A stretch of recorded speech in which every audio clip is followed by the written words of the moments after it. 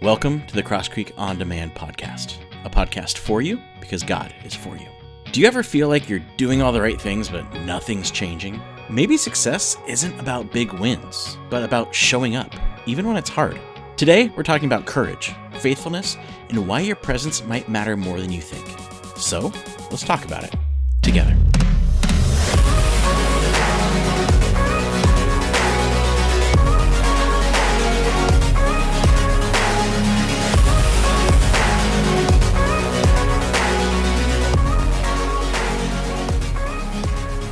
How would you define what it means to be successful? And when you think about a church, what would you say is successful? Like, is it the music, the message, the size, the feeling you leave with? Like we talked about last week, if we judged Cross Creek the way the world does, like bigger numbers, more programs, more stuff, we might look around and say, we've failed. And maybe you felt that about your own life too. But we also asked last time, what if those aren't the standards that matter? What if success has nothing to do with numbers, but everything to do with courage? What if staying when it's difficult is more successful than filling seats or building big buildings? What if it's more about the journey than what we think is supposed to happen? Trusting that there's more to this story, even when it doesn't look like it. We sat with Elijah in his cave. He was tired, he was done, he was ready to walk away from the mission. He was even wanting to die. And I think we've all been there. Maybe not that dramatic, but we've all been disappointed with life, with God, frustrated that we ended up where we are and not where we hoped or thought we were going. We're wondering what's wrong with us and was any of the effort worth it? But we also saw God meet Elijah in the stillness, the quiet, the whisper. And some of us needed that whisper. We needed to be reminded you don't have to be impressive. You're not alone and you're not done. Sometimes you just need a nap, a snack, and a little reminder that you're not failing just because fire hasn't fallen from heaven. But the point of life, and especially the life Jesus offers, isn't just to rest. Rest is so important, but it's what gets us ready to show up. So here's what we're going to explore today. What does it look like to show up when you're not even sure it's making a difference? What does it look like to keep loving, keep engaging, even if it feels unnoticed? What does showing up look like for you? And what might it look like for us as the community of Cross Creek? And I think we'll discover showing up is more powerful than success. See, the Apostle Paul asked those same questions. And if you've been in the church world a while, when you think of Paul, you might think of this amazing hero who started churches all over the ancient Mediterranean world. He was courageous. He preached the truth of Jesus in the face of huge opposition, even to his execution at the order of the Roman emperor. But he was also just a person, like every one of us. And when we jump into his story today, he's been run out of multiple cities for preaching about Jesus. He's been mocked in Athens. He's been beaten, jailed, lied about. And he ends up in the city of Corinth, where he tries to preach in the synagogue, and he's opposed and insulted. So he preaches to the Gentiles, and he sees some success. But by that point, he's probably exhausted, physically, emotionally, and spiritually. He's underfunded, and he's probably disillusioned. He's doing the work. He's still showing up, but it seems like Paul's considering whether it's time to move on, maybe even quit. And those are very similar feelings that we as the leadership of Cross Creek have felt looking back on our 8 years of Cross Creek. Like, is this working? Have we made a difference at all? We've been opposed, we've been misunderstood, and underfunded. So we're tired, physically, emotionally, and spiritually. And maybe you've been there too. Whether it's a job that doesn't seem to be going anywhere, a relationship or relationships that just won't smooth out. Maybe you're parenting or teaching kids that just never seem to get it. You've tried to live the best life you can. You've been trying to love people, do good, maybe even serve Jesus. Maybe you even tasted some success in those areas. But you're tired. You expected more in life, and no matter what you do, it feels like the same cycle over and over. You just can't find any traction. And you're wondering, what's the point? Is this going anywhere? Should I just quit? And that's exactly where Paul was. And it's exactly where Jesus spoke. Acts 18, 9 through 11. One night, the Lord spoke to Paul in a vision and told him, "Don't be afraid. Speak out. Don't be silent, for I am with you, and no one will attack and harm you.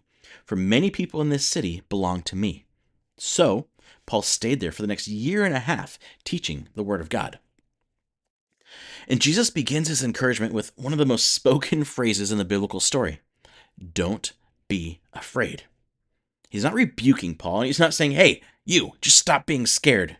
Because that always helps, right? Oh, just stop being scared. Thanks. Why didn't I think of that? No, Jesus is acknowledging Paul's fear, his fear of failure, of not being enough, and of physical danger.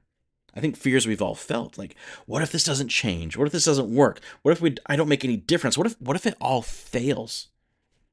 And Jesus tells Paul, I know all those fears, but I'm bigger than them. See, our fears don't disqualify us. They make us human. So Jesus acknowledges Paul's fear, but then shows him there's something more for him. He says, speak out, don't be silent. See, just because you're not seeing the results you hoped for doesn't mean what you're doing doesn't matter. It doesn't mean God's not using you to make a difference in your world. A few times in the past 8 years, Liz and I and the leadership team have said to each other, it was clear God wanted us to start Cross Creek. So we can trust he'll be clear if it needs to stop. And in the meantime, we're going to keep showing up. And honestly, it has not always been easy. In fact, there's been some really hard times. But if you know what you're doing is from God, if you know this is what love looks like, then you keep going. You keep speaking. You keep loving. And then Jesus says something I think we all needed to hear when we wonder if it's worth it. He says, for I am with you. Not, you're doing great. Keep going. Not, it'll get better soon, and not, stop whining already. Just, I'm not leaving. Because sometimes presence matters more than progress. When we're discouraged, anxious, or spiritually stuck, what we need most isn't a solution. It's someone. And you might not have clarity right now, but Jesus is telling you, I am with you. See, this isn't about pushing through the exhaustion, toughing it out, or delusional wishful thinking. It's about who we are relying on. If we can trust Jesus is with us, no matter what, that he is truly in it with us, we don't have to wear ourselves out trying to keep a machine running that Jesus never asked us to build. We can take a breath, we can take a nap, we can have a snack, and keep walking, speaking, and loving. It might be slower than we want, slower than what others expect, slower than what we've been told works. But results aren't our job. Faithfulness is. So Jesus meets Paul in his exhaustion, his disappointment, his disillusionment, and tells him, I'm here. I need you to keep showing up because you don't see what I see. He says, many people in this city belong to me. See, Jesus doesn't just say, I see where you are. He says, I see who they are. Paul doesn't see them. They haven't shown up yet. But Jesus already knows they are coming. See, just because you don't see it now doesn't mean it's not already happening. Jesus says, just because you're discouraged now doesn't mean I'm not already working. And for us, there are many, and I have no idea how many people, but there are many people in Salem hungry for real relationships with other people and with Jesus. People who wouldn't feel comfortable or welcome at other churches. People who have been rejected, hurt, who've been told God is mad at them. People who have been burned by religion. People bored by church. People waiting for an invitation to a table, not a show. People who are starving for someone to show them they are loved, accepted, and that God and his people are for them. We might not see them, but Jesus knows every one of their names. He knows their story, and he has been orchestrating things so they are ready at the right time. He just needs us to show up. And it'll be slow work, because real relationships, real healing, real life take time. So listen, if Paul needed a whisper to keep going, you and I might too. If you're tired, discouraged, or praying your 100th, God, is this working prayer? You are in a great spot for Jesus to whisper again. Let's rest, let's listen, and then show up. So what does showing up look like for you at work, with your family, at Cross Creek, as you face your own discouragement? Well, for some of you, showing up might simply mean committing to come to our Sunday gatherings more consistently. Not to earn extra holy Jesus points, but to keep helping create the kind of community people actually need. A community that is welcoming and open, showing up to engage in the conversation, to be a smile to someone who never expected a smile at church. For some, it might mean committing to serving, not because the church needs you, but because God is still forming you. Setting up, cleaning up, helping with the kids, helping greet people, even giving money. See, we're not just creating a Sunday service. We're creating space for the unseen ones God already claims. It might also look like purposely inviting people into your life and maybe to our gatherings. Give them one of our invite cards, not to close a deal, but to open a door. And for others, maybe it has nothing to do with church. Maybe showing up just means not giving up on your faith this week, or giving up on that relationship, or being a present parent or a present partner, still being an example of love at work. So this week, here's my invitation. Just pray the simple prayer once a day this week. Jesus, thank you for being with me. Show me where I need to show up. And then trust that he is with you, because he's promised he is, and he keeps his promises. And then show up. We're not done. We're being reformed, reshaped, recommissioned. There are people in this city who belong to Jesus.